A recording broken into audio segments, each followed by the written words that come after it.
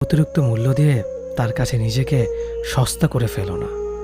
নিজের মূল্যটা ধরে রাখার জন্য হলেও কখনো কখনো কঠোর হওয়া খুব দরকার, কারণ সবাই অতিরিক্ত মূল্য পাওয়ার মর্যাদা বোঝে না।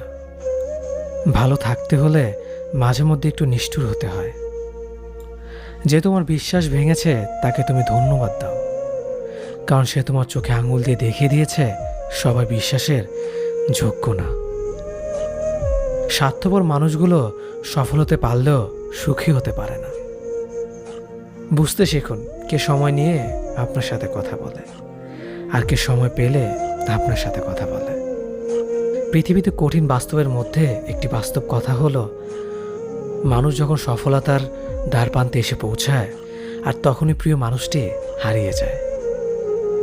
আপনি যখনই একা হয়ে যাবেন তখন আপনার পাশে থাকার মতো হাজার মানুষ খুঁজলেও পাবেন না।